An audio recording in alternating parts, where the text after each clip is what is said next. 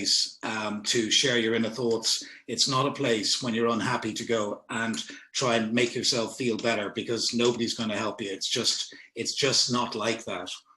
It's also not a place to go and think that, say, because you've got a Snapchat account and you're not using your real name, that you can get away with it. Snapchat is no longer a bush to hide behind where you can lob small bullets and grenades at your friends and not get caught, and everybody trying to work out who it was who sent that. And my next story is about this. A kid from Joey's football club in Dunleary, which is in South Dublin. Good little footballer, 12 years of age, got invited to play Dublin District, which is the next step to getting to play in England. So he drove up with his dad, very proud, and he arrived in the football grounds where the Dublin District Leagues had their under 14 high performance training centre. When he arrived, he was there, good as gold, and smartly, nicely turned out. And the coach came over and said, "You're very welcome, son. I've only 2 rules: work hard, no social media. I'm 73. I don't need the aggro. So work hard, no social media. We are doing everything we can here to help you realize your dream. If you love football, love soccer, this is the place to be. It's the only place to be. Don't wreck it for yourself." Unfortunately, our little man was a Snapchat bandit. Good footballer, lousy on Snapchat. Anyway, within 3 weeks, he had his first warning from the coach, and with approach had a printout. And of course we can get printouts. In case you think you can't get a printout of what you do on Snapchat, that's not true anymore.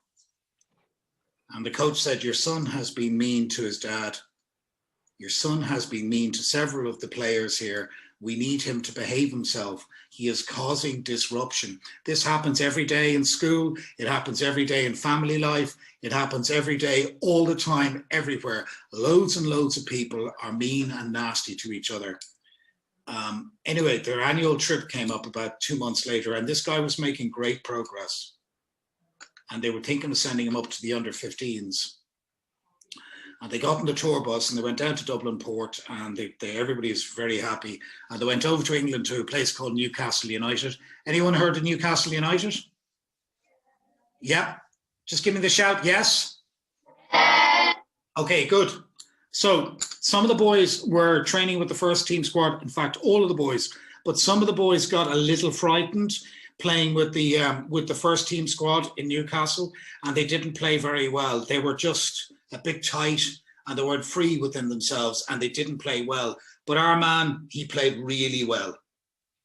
And, you know, the professional players, the guys you see on the telly every week, they were telling him he was great. And they were picking him and saying, "Look, lads, you need to be like this guy. He's a great runner. He tackles well. He distributes the ball well. He's a great little player." And so he was feeling a buzz off that. And back on the coach, he started being mean to other players in the squad, some of whom who'd not had a good day. 20 minutes later, on their way to London to go and do some fun things, the coach stopped. The coach stopped, and down came the coach on the coach to this young fella and asked him and his dad to step outside for a quick word. And he showed him a phone and he said, "You two will be leaving us now and you need to make your own way home. I said 2 chances only and you disobeyed me. I'm more interested in the 48 than I am in the 1. 48 is the number of kids. This is a 12, 13-year-old boy who's just about to mess up his whole life. And Joey's, the football club in Dublin, didn't want him back. His ma was raging because they had to ring her and say, "Ma, we need 800 quid to get home because we've got to get a Ryanair ourselves home." And you can imagine, Ma was mental, Dad was furious. The boy messed up his big chance. And Joey's, the football club from which he came, where he was already causing trouble, said, "Your invitation to play football here and to train with us is no more. Please find yourself another club." This sort of thing happens every day of the week. That's just one example. I could give you 5 more. So being nice online is not a logo, it's a reality. So that's true. That story happened about 1.5 years ago, beginning of last year.